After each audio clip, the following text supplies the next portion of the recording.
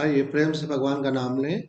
जय जय अम्बे जय जगदम्बे, जय जय अम्बे जय जगदम्बे, जय शिव शंकर बम बम हर हर, जय शिव शंकर बम बम हर हर। जय जय अम्बे जय जगदम्बे, जय जय अम्बे जय जगदम्बे, जय शिव शंकर बम बम हर हर, जय शिव शंकर बम बम हर हर। जय जय राधे जय श्री कृष्ण, जय जय राधे जय श्री कृष्ण, जय सिया राम जय जय हनुमान, जय सिया राम जय जय हनुमान। जय जय राधे जय श्री कृष्ण, जय जय राधे जय श्री कृष्ण, जय सिया राम जय जय हनुमान, जय सिया राम जय जय हनुमान। श्री राम जय जय राम, श्री राम जय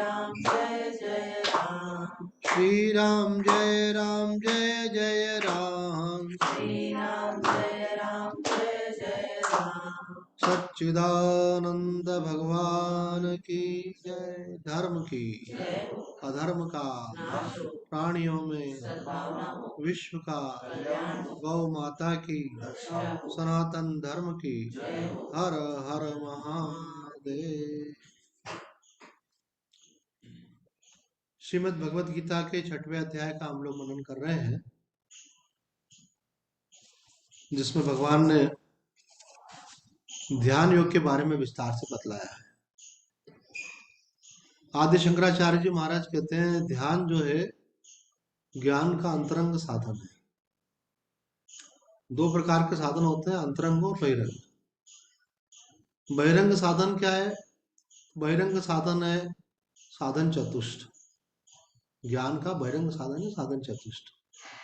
साधन चतुष्ट में 4 बातें आती हैं: विवेक, वैराग्य, षट संपत्ति और मुमुक्षा। इसलिए आध्यात्म की यात्रा कहाँ से आरंभ होती है? विवेक से। नित्य अनित्य का विवेक, देह आत्मा का विवेक, जगत और परमात्मा का विवेक। इस जगत में परमात्मा व्याप्त है तो अस्थि भांति प्रिय रूप से उसको जानना, और नाम रूप से जो जगत है इसका मिथ्यात्व निश्चय करना, ये विवेक हुआ। उससे क्या होता है? जब आपका ध्यान जगत से हट के परमात्मा की तरफ जाता है, शरीर से हट के आत्मा की तरफ जाता है, तो आपके अंदर एक परिवर्तन होना शुरू हो जाता है। जब आपको मालूम पड़ता है कि मैं आत्मा तो शाश्वत हूँ, शरीर तो नष्ट होने वाला, तो शरीर का मोह कम होने लगता है। अभी जब हम अपने को आत्मा का ज्ञान नहीं होता है, सत्संग नहीं सुना होता, तो अपने को शरीर ही मानते हैं, तो शरीर का सुख सुविधा सुरक्षा सम्मान वो हमारे लिए प्रधान हो जाता है। लेकिन जब हमको मालूम पड़ता है अरे नहीं, ये तो मिला है, छूट जाएगा, सदा रहने वाला नहीं, ये तो साधन है ना। जैसे आप स्कूटर पे बैठ करके कहीं जाते हैं, तो स्कूटर क्या होता है? साधन होता है। तो स्कूटर लक्ष्य नहीं है आपका, लक्ष्य कहीं और पहुंचना है। उसी प्रकार से शरीर आपका लक्ष्य नहीं है, इसको संभालना, इसको प्यार करना, है ना, इसकी सुरक्षा सुविधा इसमें लग गया तो ऐसा हो गया कि कोई व्यक्ति कोई लेके आया चीज आप वापरने के लिए, है ना, मानो कोई घोड़ा खरीद के लाया और घोड़े पे बैठ के कहीं जाए तो नहीं, और रोज घोड़े को स्नान कराया, और वो घोड़े को घास खिलाया, उसकी लीद सो रहे, है ना, और उसकी सारी व्यवस्थाएं करें। तो शरीर रूपी घोड़े की व्यवस्था में मनुष्य लग गया तो ये उसकी भूल है। तो विवेक जागृत होता है तो फिर शरीर का आकर्षण कम होता है। विवेक जगह की नहीं जगह, इसकी परीक्षा होती है, हम खुद जान सकते हैं। जिसका विवेक जगता है तो उसके अंदर आत्मा का महत्व जग जाता है और शरीर का मोह कम हो जाता है। शरीर का मोह होने से शरीर की ज्यादा चिंता होती है, और जब आपको शरीर का मोह कम हुआ और आपका आत्मा की तरफ ध्यान गया, मतलब आपको जब शरीर से वैराग्य होगा तो शरीर से संबंधित सबसे वैराग्य होगा। ऐसा नहीं है कि केवल शरीर से होगा। शरीर के सुख के लिए ही मकान होता है, शरीर के सुख के लिए ही धन होता है, शरीर के ही संबंधी होते हैं। तो आपका मकान में से, धन में से और परिवार में से भी मोह कम हो जाएगा। ये विवेक की बात है। जैसे विवेक जगेगा तो मोह कम हो जाएगा। क्यों? मालूम है, अरे ये तो अपने रिश्तेदार है नहीं, ये तो लेने देने का संबंध, न पहले हमारे थे, न आगे हमारे रहे। पिछले जन्म में कोई और रिश्तेदार होंगे, इस जन्म में कोई और बन के आ गए, अगले जन्म में फिर कौन होगा? तो बोले ये तो कुछ समय के लिए है, लेकिन परमात्मा सदा के लिए, इसलिए अपना ध्यान परमात्मा में लगाओ। आत्मा हमारा शाश्वत है, आत्मा के ज्ञान के लिए अपना मन गुरुदेव के चरणों में लगाओ। गुरु महाराज की कृपा होगी तो हमको ज्ञान हो जाएगा। तो ये हुआ विवेक वैराग। फिर बोलते हैं इंद्रियों का संयम, मन का संयम, और जो भी कष्ट अपने जीवन में आओ उसको सहन करना, गुरुजनों के प्रति श्रद्धा रखना, और उसके अलावा कहा है शम दम तितिक्षा उपरति, संसार से व्यवहार कम करना। एक ये बहुत महत्व की बात है कि 50 वर्ष की आयु में मनुष्य को क्या करना चाहिए। 4 वर्ष हमारे आयु को डिवाइड किया, 25 25 25 25। 25 वर्ष तक पढ़ाई करें, विद्या अध्ययन करें, 25 से 50 तक काम धंधा अपना और गृहस्थी का जीवन, और 50 से 75 की आयु क्या है, वो हमारे शास्त्रों के वानप्रस्थ, कि अब काम बहुत कर लिया, अब सेवा करो, समाज की सेवा करो, तपस्या करो। वानप्रस्थ मिला। वानप्रस्थ का एग्जैक्टली मीनिंग होता है वन की ओर प्रस्थान। अभी तक संसार की तरफ जा रहे थे, अब आप एकांत की तरफ अंतर्मुखी हो, साधु संतों का संग बढ़ाओ। जितना समय आपका साधु संतों के साथ बीतता उतना समय आपका सार्थक हो रहा है, क्योंकि अब आपको परमात्मा की तरफ यात्रा करनी है। ज्यादा समय वहां पे तो, अगर आपका मन 1 घंटा लगता तो 1 घंटा दो, अगर आपका 2 लगता तो 2 दीजिए, 4 लगता तो 4 दीजिए, और जितना आधा समय बढ़ाते जाओगे आप, उतना उतना आपका संसार का व्यवहार कम होता जाएगा अपने आप। पहले ऐसा नहीं बोलते थे कि बस साधना करो, पहले बोलते महात्मा का संग करो। साधु संग शब्द का प्रयोग है, जिसका संग करोगे उसका रंग चढ़े बिना रहेगा ही। मैं एक घर में जाके रहता था, तो उनके परिवार में एक बच्ची थी, वो अपने दादू जी को अपने सत्संग में लेके आती थी।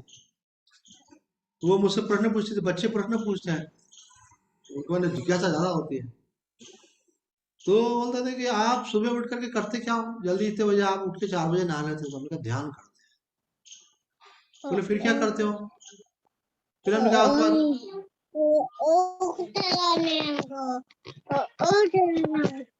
कविता जी, तो उसके बाद फिर मैंने कहा स्नान करके हम अपने पूजा पाठ करते हैं। बोले फिर क्या करते हो? तो मैंने कहा उसके बाद हम भोजन बनाते खाते हैं और आराम करते हैं। फिर शाम को उठ के क्या करते हैं? हम क्या दोबारा से नहाते हैं। फिर क्या करते हो? हम बोले हम साधना करते हैं, और शाम को फिर सत्संग होता है, और फिर रात को सो जाते हैं। बोला आप बोर नहीं हो जाते हो? दिन भर बस सत्संग, ध्यान, पूजा पाठ ये। तो मैंने कहा संसार के हर चीज से मनुष्य बोर होता है, क्योंकि हर चीज को करने में मन रहता है। अगर ध्यान में जाओगे तो अमन की अवस्था में। संसार में जो है रिफ्लेक्शन है, वास्तविक सुख परमात्मा में है। अगर आपको भगवान के नाम में अगर सुख मिलेगा तो वो ओरिजिनल वाला है, और बाकी जितने भी सुख रहते हैं वो कौन से वाले हैं? डुप्लीकेट वाले हैं। मतलब आपको प्रतीत हो रहा है सुख इसमें, पर वास्तव में है भी। हमारे शास्त्र इसको बतलाते हैं ना। तो गुड़िया ने कहा अच्छा फिर मेरे को ध्यान सिखाओगे? आपकी उम्र कितनी? 14 साल की बच्ची। तो हमने कहा क्यों नहीं? तो उसने अपनी माँ से पूछा। बच्चे घर बार अपने माँ बाप से पूछते हैं कि मेरे को ध्यान सीखना है। तो उन्होंने कहा अच्छा है, सीख लो। बाद में उसकी स्थिति ये हुई कि वो पढ़ाई करती थी, तो अपने पढ़ाई के अलावा ध्यान करना, जप करना, स्वाध्याय करना, सत्संग सुनना। मैंने कहा आप कैसा लगता है? उसको बोलते हैं संग का रंग। उसकी बहन पिक्चर जाए पर वो नहीं जाएगी, उसकी बहन गाने सुने पर वो नहीं सुनेगी। लोग 31st को जो है मिलकर के मस्ती करेंगे, लेकिन वो 31st को बोलेगी कि रात को 12 बजे तक जप होना चाहिए, और अगला साल शुरू हो रहा है उसके पहले भी जप होना चाहिए। तो सोने, एक साल खत्म हो, नया साल शुरू हो। तो ये क्या हुआ? जो संतों ने हमको बताया था वो हमने बताना शुरू किया, तो ये हमको भी संतों ने बताया, तो जिन्होंने हमको बताया उनको उनके गुरुजी ने बताया था। तो ऐसा शास्त्र बोलता है नारायण समारंभाम शंकराचार्य मध्यमाम अस्मद आचार्य पर्यंताम वंदे गुरु परंपरा। ये परंपरा कहाँ से आरंभ हुई? नारायण से। फिर वो कहाँ तक पहुंची, बोला आदि शंकराचार्य तक पहुंची। उसके बाद फिर हमारे वर्तमान गुरु तक पहुंची, जिससे भी हम सत्संग सुनते हैं, उससे फिर हमको मिलता है, फिर हम अपनी उस परंपरा को आगे बढ़ाते हैं। तो माता जी आई, इनसे किसी ने कहा गीता ये तो बहुत कठिन है, समझ में नहीं आती है। भाई रामायण तो फिर भी कुछ समझ में आती है, भागवत तो फिर भी समझ में आती है, रामायण समझना कठिन लगता है। तो माता जी ने कहा कि कठिन कुछ नहीं है, आप आओ हम बताएंगे आप। क्यों कहा इन्होंने? क्योंकि इन्होंने गुरुजनों का संग किया।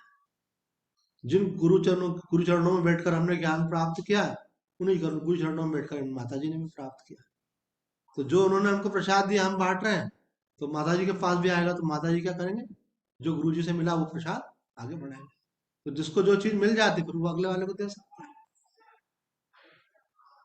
सास भी कभी बहू थी, तो उसकी सास ने उसको समझाया ऐसे गृहस्थी संभालते हैं, फिर अब वो सास बन जाती तो वो अपनी बहू को समझाती है ना। ऐसे ज्ञान की परंपरा भी, जैसे परिवार संसार चलता है, ऐसे ज्ञान की परंपरा भी चलती है। तो विवेक वैराग षट संपत्ति, उसमें आया श्रद्धा, शम दम तितिक्षा उपरति श्रद्धा। तो 50 साल के बाद जो है, शास्त्र और गुरु की बात मानो, वो संसार से अपने को धीरे धीरे हटाओ, नहीं तो अंत में पछताना होगा, अरे ये जीवन मिला हमने इसको सार्थक ही नहीं किया, जिस काम के लिए भगवान ने भेजा था वो तो किया ही नहीं। इसके पहले कि आपका शरीर साथ देना छोड़ दे, उसके पहले भजन में लग जाओ। क्योंकि जब शरीर साथ नहीं देता तो फिर क्या होता, मन बहुत चलता है। हमारे पंकज भाई बैठे हुए हैं, इनके पिताश्री भी गृहस्थ संत हैं, बहुत अच्छा सत्संग करते हैं वो भी। तो वो कहते हैं कि सत्संग के कई अर्थ हैं, एक अर्थ उसका ये है कि अपने बुढ़ापे को सुधारना। बोले कैसे? अगर आपको सत्संग में मन लगने लगा, अगर आपका धर्म ग्रंथ पढ़ने में मन लगने लगा, अगर आपका जप में मन लगने लगा, अगर ध्यान में मन लगने लगा, तो आप बोर नहीं होंगे। आपको चिंता नहीं करना पड़ेगी कि स्वामी जी ऊपर चले गए, ऊपर कमरे में अकेले रह गए, 24 घंटे हो गए, पता नहीं उनको कैसा लग रहा होगा। बोले स्वामी जी को बहुत अच्छा लग रहा होगा। क्यों? क्योंकि 35 साल से यही कर रहे हैं स्वामी जी, अकेले कमरे में ही रहता है। अब हमको लगता है भाई कि कहीं जाना आना नहीं है, मानो 24 घंटे में एक बार या 2 बार, मानो आधा एक घंटे के लिए कुछ काम हुआ तो अपन, तो 22 घंटे करेगा क्या आदमी एक उम्र के बाद? 22 घंटे आप किसी को रख दो, आप परेशान हो जाएगा व्यक्ति। और आप स्वामी जी को देखो, ये तो देखते होंगे रोज 22 घंटे कहाँ रहते हैं हम। और कभी 1 घंटा कहीं जाना पड़े तो लगता है अरे आज टाइम हमारा वेस्ट हो गया, 1 घंटा कोई आ जाए तो लगता है टाइम वेस्ट हो गया। फिर वो हमको रात को जगना पड़ता, नींद कम करना पड़ता। जैसे कल कहीं चले गए भगत जी के पास, तो आज 2.5 घंटे सोए, अब दिन में 1 आध घंटा सो के 4 घंटे सो के काम चला, चलो आगे ध्यान रखेंगे। तो फिर बीच में कभी कभी हो ही जाता है ऐसा। तो आपको टाइम जो है काटना है, मुसीबत नहीं लगेगी आपको बुढ़ापे में। क्यों? क्योंकि आपको आदत पड़ी हुई है बैठकर जप करने की, आपको आदत पड़ी हुई है ध्यान करने की, आपको आदत पड़ी हुई है सत्संग सुनने की, है ना। आजकल तो भगवान की कृपा से कितनी सुविधा हो गई है। यूट्यूब पे कितना सत्संग होता है, आपने जो महापुरुषों का, आपका जैसे हमारे अखंडानंद जी में श्रद्धा है, तो हमको यूट्यूब पे उनका सत्संग सुनना अवेलेबल है। जो लोग हमसे जुड़े हैं, हमारा सुनना चाहते हैं, तो यूट्यूब पे भी सुन लेते हैं। तो आपको वो आदत डालनी पड़ती है हर चीज की। एक व्यक्ति का बोर होता था, मन नहीं लगता था, तो हमारे एक साधक है डॉक्टर साहब, डॉक्टर जगदीश सनमुखानी जी। तो उन्होंने कहा यार मैं बहुत बोर होता हूँ, अब मेरे पास काम नहीं है, मैं बहुत परेशान हो रहा हूँ, तो कुछ बता यार क्या करना चाहिए। दोनों डॉक्टर आपस में बोले यार तू एक काम कर, अब एक सीरियल देखना शुरू कर दे। फिर सीरियल में क्या होता है, वो एंड इस ढंग से करते हैं कि आदमी को लगता है अब अगले वाले में क्या होगा। और दो सीरियल देखने वाले मिल जाते हैं ना, तो अगर एक ने नहीं देखा तो वो पूछते कि उसके बाद क्या हुआ था। क्योंकि उनको क्यूरियोसिटी रहती है ऐसे। वो आखिरी में एंड ऐसा कर देंगे कि आपको लगेगा उसके बाद क्या हुआ। तो बोले तेरे को उसमें मन लगा रहेगा। तो उन्होंने मुझे बोला ऐसा मैंने बताया अपने मित्र को। तो मैंने कहा आप तो साधक हो, उसको आपने ये नहीं बोला सत्संग में जाओ, उसको आपने ये नहीं बोला कि आप थोड़ा भगवान का भजन करो। और बोले स्वामी जी वो इस लायक होता तो बोलता ना, मैं उसकी उसका इंटरेस्ट नहीं है इस तरह। बोले स्वामी जी जो 60 साल तक नहीं लगता है फिर उसको इधर लगाना बहुत मुश्किल हो जाता है। अभी एक 19 साल से सत्संग सुन रहे हैं बैठे हमारे पास में ना। 19 हो गए, आप बता रहे थे 19 साल हो गए। कोई 19 वाला है तो कोई 25 वाला है ना। लालचंद जी बोलते थे 25 साल हो गए मेरे को आपके।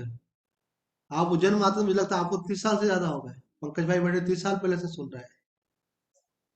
तो जो जितना पुराना है तो अब इनको तो काम संसार का करना पड़ता है, ये हमारे साधक है, इनको संसार का काम करना पड़ता है। इनको संसार की छुट्टी दे दे तो इनको कोई बोर हो जाए स्वामी जी के पास, अरे हम तो पास रह सकते हैं वहां पे। इन्होंने आज से शुरुआत करी कि कुछ समय हमको आध्यात्मिक की तरफ दृढ़ता से बढ़ना चाहिए। ऐसा नहीं, धीरे धीरे काम नहीं चलेगा, एक एक स्टेप बढ़ाओ। आप सोच लो कि 2 घंटे रोज साधु संग करना ही है हम। ये पहले हम उज्जैन से आते थे सत्संग करने के लिए, तो ये हमको रिसीव करने आते थे। तो बोलते थे, आपको कहीं भी चलना हो तो मैं आपकी गाड़ी चलाऊं। मैंने बोला भैया गाड़ी चलाने वाला काम आप क्यों ले रहे हो ऐसे? तो बोले मुझे सब मालूम है इसके पीछे सीक्रेट क्या है। मैं आपके साथ रहूंगा तो आप बात कौन सी करोगे, आप धर्म और आध्यात्मिक ही करोगे। तो मैं भले गाड़ी चलाता रहूंगा लेकिन आप सारे समय आध्यात्मिक की बात करो। तो बोले सेवा की सेवा हो जाएगी और सत्संग का सत्संग हो जाएगा। अगर ड्राइविंग का काम भी अगर आपको मिले तो अगर आप किसी संसारी व्यक्ति के साथ रहोगे तो वो संसार की बातें करेगा। अभी एक कल प्रदीप भैया हमारे साथ गए थे, तो वहां गए, वहां पे सत्संग की बातें हुई। फिर दूसरे के घर गए तो वहां पे सत्संग की बातें हुई। रास्ते में भी कुछ न कुछ ज्ञान भक्ति की बात होती है। कुछ मत आप सोचो कि 2 घंटे आना है,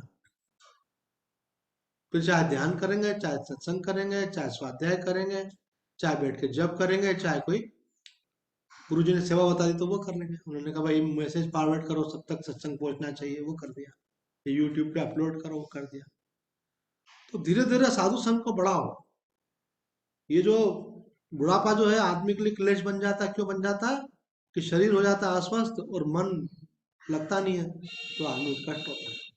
और जिसका मन लगा हुआ होता हो उसको कोई कष्ट नहीं है, जहां पे भी हरदम आनंद है उसको। ये बात है। तो ये बात कही है षट संपत्ति में कि श्रद्धा रखो और संसार से उपराम होते जाओ। आज हमसे पूछ रहे थे एक प्रश्न, गणेश मंदिर में बैठे थे तो उन्होंने प्रश्न पूछा, तो हमने कहा ये बात हम सत्संग में कई बार बोल चुके हैं, हम वही उत्तर आपको देंगे कि यदि व्यक्ति के जीवन चलाने की व्यवस्था उसके पास है, उसके बाद में भी वो कमाने में लगा हुआ है, तो वो भगवान का अपराधी है। यह भगवान की तरफ से आपको पक्की बात बता, क्योंकि भगवान ने आपको ये शरीर इसलिए नहीं दिया कि आप संसार में लगे रहो। संसार तो मजबूरी है आपकी, ये तो देह का देह धरे का दंड है कि शरीर मिला है तो उसका निर्वाह करना पड़ता है। दो रोटी कमानी पड़ती है आपको, आपकी मकान बनाना पड़ता है, आपको ओढ़ने बिछाने की व्यवस्था चाहिए, हारी बीमारी में चाहिए, आए गए का देखना है आपको। पर ये अगर व्यवस्था हो गई तो फिर काहे को लगे भैया? तो लोग बोलते हैं हम इसलिए लगे हुए हैं कि हमारा मन भजन में लगता नहीं है ज्यादा, हम आपके जैसे 6 6 घंटे भजन नहीं कर सकते। तो हमने बोला ये ट्राई तो करो कितना कर सकते हो। अब आप 15 मिनट करके अगर चले जाओगे, फिर अगले दिन 15 मिनट करोगे तो मालूम कैसे पड़ेगा? आप 15 मिनट मन लगता तो 20 मिनट बैठो ना, तब मालूम पड़ेगा कि हाँ 5 मिनट मेरा मन नहीं लग रहा है। हो सकता है थोड़े दिन बाद आपको लगे कि मेरा घंटा मन तो आधा घंटा लगता है, हो सकता है कि आपको लगे मेरा मन तो 1 घंटे लगता है। तो ट्राई तो करो।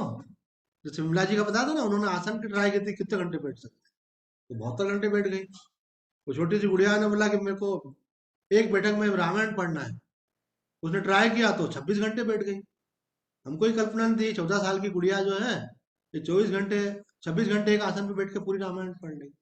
तो ट्राई करोगे तो धीरे धीरे क्या होगा, वो उसमें प्रोग्रेस होगी। तो ये आपको कोशिश तो कब से करना चाहिए, 40 के बाद ही शुरू कर देना चाहिए।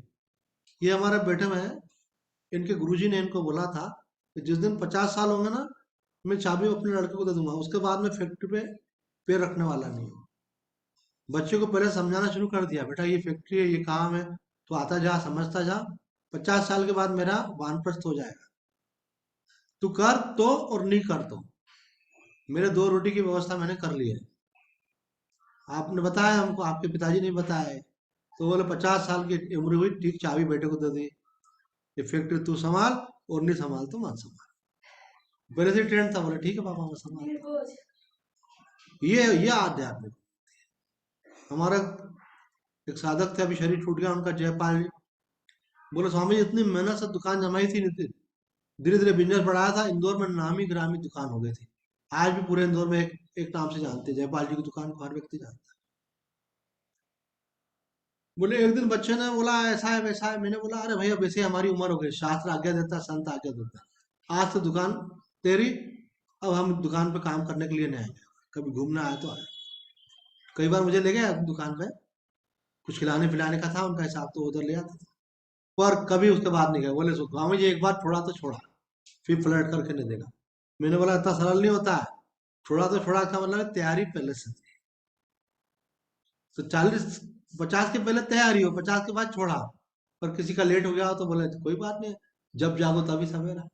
हम लोग को बिजली का बिल भरना होता है, तो आ गया उसे भर देना चाहिए, पर नहीं भरा है तो बोले ठीक है भैया, कल भर देंगे परसों भर देंगे।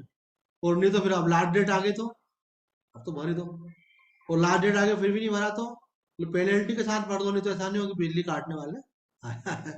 इसलिए जब आपको चेत हो जाए, ये तो पता नहीं, हमारे अवधूत भगवान बोलते थे न जाने कौन सी वाणी उड़ा दे पाप की खानी। किस दिन एक राइट समय आएगा और आपको वो बात टच कर जाएगी, और आप बोलोगे अब ऐसी की तैसी आज से तो पक्का। बोले स्वामी जी आप मेरे को बताओ 2 घंटे कौन से आने हैं? आज से 2 घंटे आपके साथ रहेंगे आप, ये, और ऐसा आना चाहिए था। 2 घंटा आप संसारी व्यक्ति के साथ रहोगे, वो आपको मोह माया की बात करेगा। साधु के साथ बैठोगे तो वो सत्संग की बात करेगा। आपको बोला आयो, अब यहाँ बैठ करके आप जो है एक कॉपी में राम राम लिखो। एक जगह जाते थे तो वो क्या होता था, वहां माला रखे, बोला जितने लोग आओ यहाँ बैठ करके उनको प्रश्न पूछना होता था, और जब तक तुम्हारा नंबर आपको नहीं का तब तक सब लोग माला जप करो, राम राम करो। अब वो भी चले गए। उज्जैन में था एक स्थान है, अध्यात्म शोध संस्थान के नाम से था, धर्म विज्ञान शोध संस्थान। तो देखो चले तो सबको ही जाना पड़ेगा, कोई कब्जा करके यहाँ बैठ नहीं सकता, पर जाने के पहले कुछ ऐसा कर जाओ कि अंत समय में लगे कि मेरा जीवन सफल हो गया। तो बहिरंग साधन विवेक वैराग्य षट संपत्ति मुमुक्षा, ये होना चाहिए। अब संसार बंधन में हमको बंधना नहीं है, मुक्त होना है। ये मानव शरीर हमको मिला, इसको हमको सार्थक करना है। तो आपकी इच्छा जागृत हो गई तो आपको अपना आप के संतों का संग अच्छा लगेगा। साधन चतुष्ट संपन्न होकर के फिर अंतरंग साधन शुरू होता है। अंतरंग साधन के अंतर्गत आता है श्रवण। फिर आप प्रथम भक्ति संतन कर संगा, फिर आप सत्संग सुनो, और जो आप सुनते हो फिर सुन करके आप काम में लग जाओगे तो वो चीजें तो दिमाग से हट जाएंगी। उसके बाद उसका मनन करो। इसलिए क्या करते हैं साधक लोग, डायरी में नोट कर लेते हैं, अथवा आपने मानो यूट्यूब पे रिकॉर्ड हो रहा है तो आपने बोला एक बार हम उस पर भी सुनेंगे दोबारा से। युग पुरुष जी महाराज बतला रहे थे हमारे साधकों को, हमने जब सीडी सुनने का बोला और कुछ लोग सुनने लगे तो बोले महाराज जी आपका प्रवचन सुन के समझते थे कि हमने सब सुना ध्यान से, पर जब दोबारा उसी प्रवचन को हमने सीडी में सुना तो हमको मालूम पड़ा अरे इतनी सारी बातें महाराज ने बोली थी, हमारा तो कई बातों पे ध्यान ही नहीं गया था। एक बात पे ध्यान जाने से दूसरी वाली बात पे ध्यान हट जाता है ना। अगर आप तपेली में दूध गर्म करने रखो, इधर सब्जी धोने लग जाओ, उधर ध्यान गया तो इधर दूध धुल जाएगा। क्यों? इधर ध्यान आ गया। तो ऐसे सत्संग में कोई एक बात ध्यान से सुनो तो दूसरी बात आपको मालूम नहीं पड़ता है, मैंने निकल जाती, फिर आप सुनते हो तो मालूम पड़ता इतनी सारी इतनी अच्छी काम की बातें थी, अपना तो ध्यान ही नहीं था ऐसे। इसलिए एक बार में आप पूरा सत्संग ग्रहण नहीं कर सकते, उसको दोबारा सुनो। लिखा है तो आप उसका मनन करो। फिर श्रवण, फिर मनन। मनन होता है दोबारा पढ़ने से, मनन होता है आपस में चर्चा करना है, तत्कथनम तत्चिंतनम। एक दूसरे से प्रश्न पूछो, चर्चा करो। हमारे एक साधक है किशोर भाई, वो कहता है स्वामी जी मैं सत्संग सुन के जाता हूँ घर पे, फिर अपनी वाइफ को सुनाता हूँ। तो हमने कहा इसका मतलब तुम्हारी वाइफ को झेलना पड़ता होगा। बोलो नहीं नहीं स्वामी जी वो वेट करती है। बोलो ऐसा नहीं, उसको इंटरेस्ट है। वो बोलती है, खुद ही होके बोलती है कि आज बताया नहीं आपने आज क्या सत्संग में सुन कर क्या। बोले मैं तो जा नहीं पा रही हूँ, काम में रहती हूँ, तो कम से कम मुझे आप बताओ तो सही। ऐसे इसको बोलते हैं मनन। तो सुना है वो जा करके, बोले चलो पूरा मत बताओ, थोड़ा बताओ। आपको बताना रहेगा तो आप सुनोगे भी ध्यान से, क्योंकि आपको याद रखना पड़ेगा ना बताने के लिए। वो फिर तात्पर्य निश्चय आपको हो जाए, एक एक ब्रह्म सत्य जगत मिथ्या है, तो उसके बाद फिर आप जो है ध्यान योग में प्रवेश कीजिए। अध्याय जो चल रहा है ना, क्या है? ध्यान, अपने आत्म स्वरूप का ध्यान। हम तो भगवान से अर्जुन ने प्रश्न पूछ लिया कि भगवान ध्यान तो लगाता है लेकिन ध्यान लगता तो है नहीं, मन चंचल है। तो भगवान का बिल्कुल है चंचल, हम तुम्हारी बात से सहमत। यूं नहीं बोला कि नहीं है, पर ऐसा नहीं है कि चंचल मन को वश में नहीं कर सकते। बोले अभ्यास और वैराग्य के द्वारा इसको वश में कर सकते। बोले संसार में जो कुछ है वो सब छूट जाएगा, ये बार बार सोचा कर। बोले आपने बता दिया, हमको मालूम है, अभी बार बार सोचने से क्या फायदा। बोले इसका असर नहीं हो रहा है ना, दवाई तब तक लेना पड़ती है ना जब तक उसका, अभी किसी को मानो कोरोना हो गया तो ट्रीटमेंट कब तक लेगा, जब तक तो उसकी रिपोर्ट निगेटिव नहीं आ जाएगी। रिपोर्ट निगेटिव आएगी, बोले अब दवाई लेगा, बोले पागल हो क्या, जरूरत क्या है। ऐसे।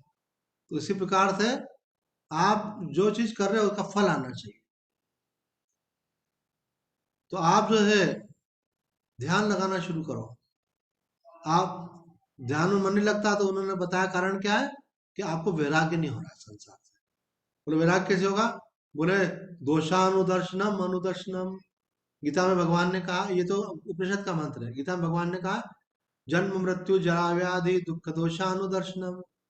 कि आप ही विचार करो, देखो जन्म में आपको कितना दुख हुआ था, कभी आप सोचते नहीं हो इस बात को। आप कल्पना करो, आप माँ के पेट में थे, 9 महीने के लिए उल्टे लटके हुए थे, अंदर मल मूत्र सब रहता है ना, वहां आप उल्टे हैं। गर्भ काल में कोल किया था बाहर आप विसराया, वहां लटके लटके बोलते थे उल्टे लटके हुए। अभी आपको 1 घंटे की लटका दे तो हालत खराब हो जाए। 9 महीने लटके थे पहले आप, और लटके लटके बोलते थे प्रभु गलती हो गई, अब गर्भवास मत कराना मेरे को, एक बार निकाल दे, अब तेरा भजन करो। गर्भवास में कॉल किया, मतलब प्रॉमिस किया, और बाहर आके बोला, बाहर आ विसरा है, बोले विसराओ मत, नहीं तो फिर वापस पुनरअपि जन्मम पुनरअपि मरण, बारंबार फिर माँ के गर्भ में जाना पड़ेगा। तो इसलिए अब असली काम में लगना है। तो बोलते हैं कि जन्म मृत्यु, मृत्यु में बहुत कष्ट होता है। आदमी जीते जी किसी के लिए 1,000 रुपए भी खर्च करे तो लगता है अरे 1,000 कुछ तो बोलते हैं। हर जगह आदमी रोक रोक के खर्च करता है। और मृत्यु में क्या होता है, जो आपने रोक रोक के इकट्ठा किया था करोड़ों रुपया, 1 मिनट में आपका हाथ से सारा निकल। तो मृत्यु के समय आदमी को बहुत वेदना होती है। ऐसा शास्त्र कहते हैं जैसे 100 बिच्छू काट रहे, ऐसी वेदना होती है। तो ये वेदना क्यों होती है, क्योंकि 100 जगह अपना मोह रहता है। वो सब पत्नी में मोह है, बच्चों में मोह है, मकान में मोह है, शरीर में मोह है, वो सब सारा छूटता है। तो आपको विचार करना चाहिए, मृत्यु में बड़ा कष्ट होता है, बुढ़ापा बड़ा कष्टदायक है, शरीर से कुछ बनता नहीं, बीमारी बड़ी कष्टदायक है, कुछ बनता नहीं। तो ये शरीर जो है दुखों की खान है, अनेक प्रकार के दुख सहन करने पड़ते हैं। तो आपको संसार से धीरे धीरे वैराग्य, जहां जहां मोह है, तो वो मोह इसीलिए रहता है कि हम क्या है, संसारी लोग हमारे को क्या करते हैं, लिपा पोती करना सिखाते हैं। अरे बोले बच्चे हैं होता है ऐसा, पति है होता है ऐसा, पत्नी है होता है ऐसा, वो डांट दे झगड़ा करे, वो स्वार्थ दिखाए, तो संत बोलता नहीं नहीं होता नहीं है, थोड़ा ध्यान से देखो, संसार स्वार्थी है, ये आपसे जो जुड़ा हुआ है ना, ये कोई आपसे प्रेम नहीं करता है, इनका अपना व्यक्तिगत स्वार्थ है। और आप चाहो तो आजमा के देख लो, जिसके लिए लगता हो मुझे प्रेम करता है, उसके थोड़ा सा विपरीत चल के देख लो, उसको सुख देना बंद कर दो आप, उसके लिए अनुकूल होना बंद कर दो, आप देखोगे कि थोड़े दिन में वो आपसे नाराज होना चाहिए। आपकी तरफ से एक तरफ से बंद कर दो। अब ये बहन जी बोलते हैं मेरी बिटिया मुझे बुलाती है अमेरिका, तो क्यों बुलाती है, क्योंकि ये जाके उनके यहाँ नौकरानी वाला काम करते हैं। पर नौकरानी इसलिए नहीं बोलते, माँ बाप है ना, बच्चों को प्यार है ना। भारत में तो अपन नौकरानी बोलते हैं, क्यों, झाड़ू पोछा करे बर्तन करे, पर वहां जाके करते हैं सब ये, क्यों, वहां पे मिलते नहीं है। और जिस दिन इन्होंने बोला मुझसे नहीं बनता, तो क्या बोलेगे, अब मम्मी किसी काम की, है ना। उस दिन बोला तुम अब अपना, अब यहाँ पे इतना खर्चा क्यों बढ़ा रहा हो, यहाँ हर चीज इतनी महंगी है, वहां डॉलर में चलता है ना, उसको रुपये में कन्वर्ट करो। बोले एक पानी की बोतल कितने की आती है, आप तो कभी कभी जाते हैं तो, हैं 20 रुपए क्या वहां पे? हाँ, वहाँ 100 रुपए। 100 रुपए की बोलो आप मम्मी 100 रुपए का पानी पी रहे हो एक बोतल, क्या मतलब है। इंडिया में जाके 20 रुपए में, 20 रुपए भी लगेंगे, वहां तो घर पे आता है ऐसे। तो कहने का मतलब हर चीज का लगेगा। आदमी ये बोलता नहीं है, पर उसका व्यवहार बोलता है ना। आपकी पत्नी आपको ये नहीं बोलती मैं नाराज हूँ, बस केवल बर्तन बजा देती, उससे समझ जाती कि नाराज हो गई अभी। तो ऐसे संसार वाले फिर जब देखते हैं आदमी काम का नहीं रहा, ऐसा शास्त्र में कहा है, हम नहीं बोल रहे हैं, ये आदि शंकराचार्य जी ने भज गोविंदम स्तोत्र में कहा है, कि जब आपके बुढ़ापा आ जाएगा तो फिर कोपी ने पश्चिति गे है, कि कोई भी आपको घर में पूछेगा नहीं, बोले आदमी काम का नहीं। अगर आप बाथरूम में भी जाते होंगे तो हाथ पकड़ के बाथरूम से भी बाहर कर दे, आपको कहीं जाना है कि आप पहले हमको नहाने दो, है ना? तुमको वैसे भी दिन भर बैठ के टाइम पास करना चाहिए, है ना? तो अगर बाथरूम में की संख्या कम है और दो जने एकदम से घुसने वाला है, तो बोले पहले काम वाले को आए, अब बैठो, जल्दी मत मचाया करो। अरे बोले भाई मेरे को जाना पड़ेगा अभी, अरे थोड़ा सहन करो, अभी काम धंधे वालों को पहले निकल।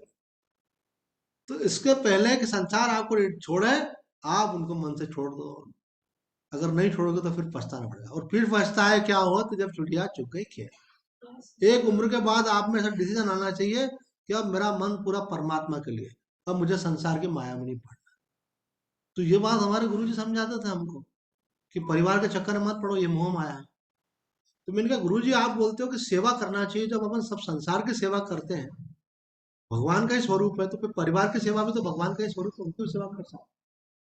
भाई जैसा आप संत की सेवा करते हो तो सेवा कहलाएगी, गरीब की सेवा करते हो तो सेवा कहलाएगी। कोई आपके परिचय में है, कोई भी दुख दुख तकलीफ में आप चले गए, बोले मैं उनमें करते हो तो सेवा कहलाएगी।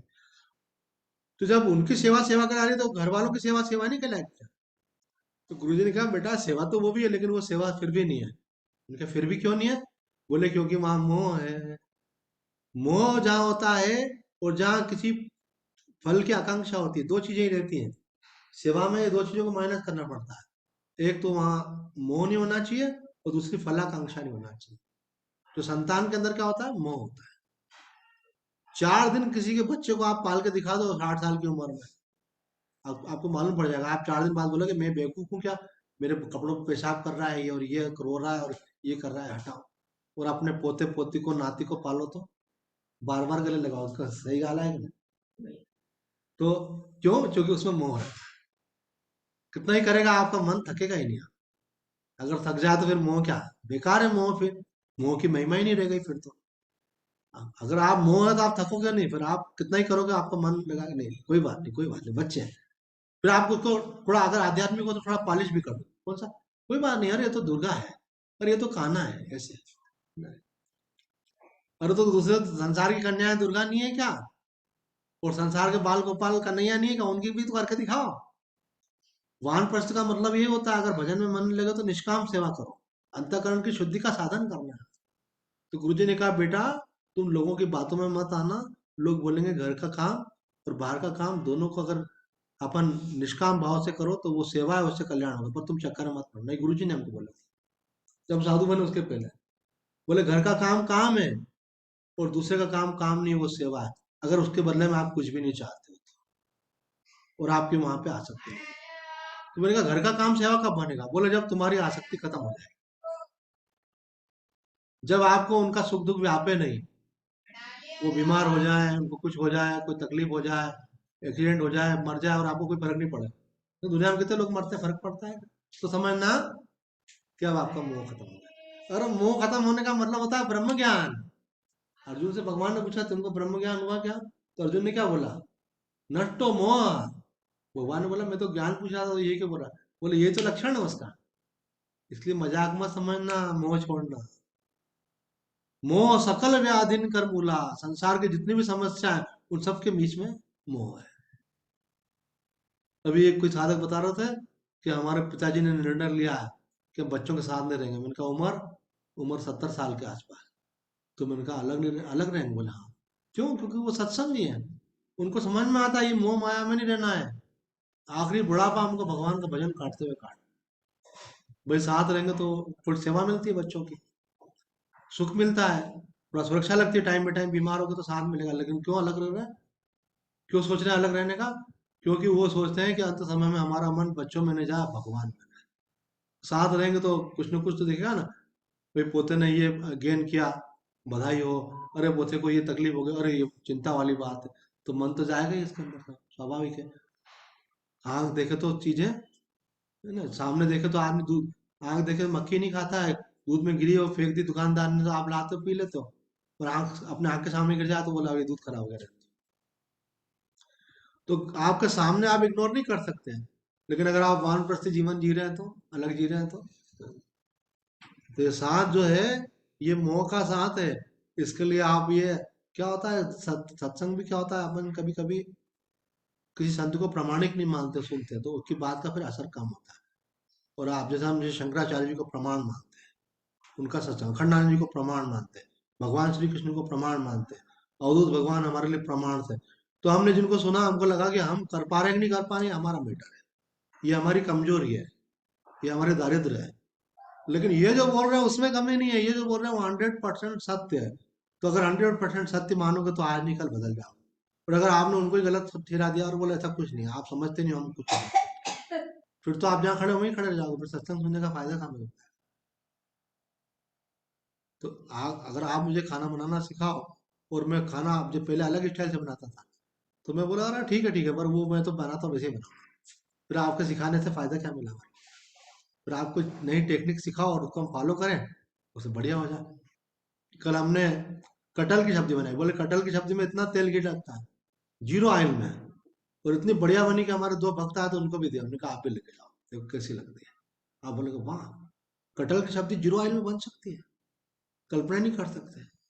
हमारे यहाँ कुक आती थी खाना बनाने आश्रम में उज्जैन, तो बोले मेरे बच्चे तो आश्चर्यचकित हैं कि गुरुजी 0 ऑयल में खाना बनाते इतना बढ़िया। तो बोले मैं घर में, हम सोचते थे घर में तेल नहीं तो खाना नहीं बन पाएगा, अब हमको समझ में आ गया कि 0 ऑयल में इतना बढ़िया खाना बन सकता है। कटहल को पहले बॉईल कर लिया पानी में, फिर उसके बाद पानी हटा करके उसको जीरे टमाटर की बघार लगाई, एकदम मस्त बन गया। क्या बात है ना, आप लोग तो सब एक्सपर्ट हो, आपको ज्यादा मालूम है बात।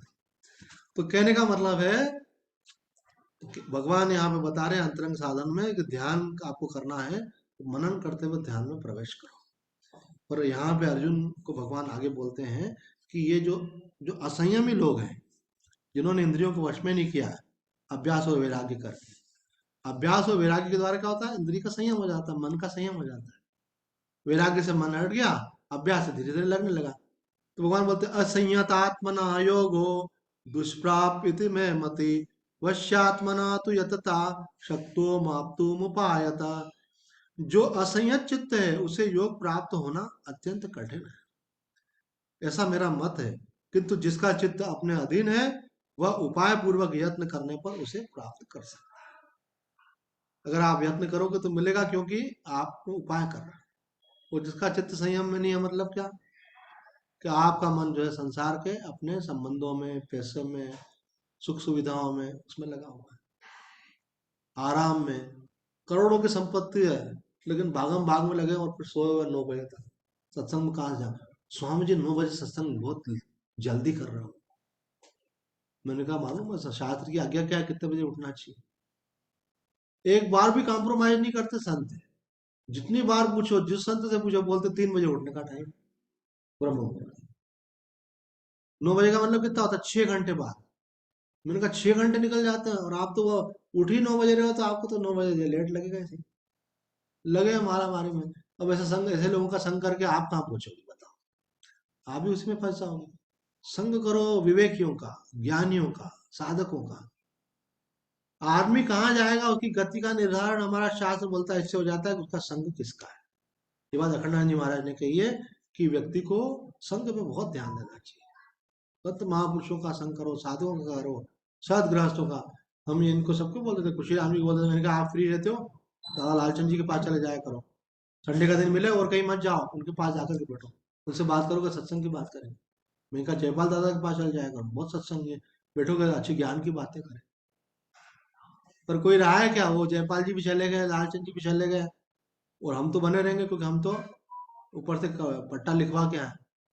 अरे भैया हम भी रहने वाला नहीं है, रहना नहीं देश बेगाना है, जाने के पहले अपना काम बनाना है। सच्चिदानंद भगवान की जय। श्रीमन नारायण नारायण नारायण, श्रीमन्नारायण नारायण नारायण भजमन नारायण नारायण।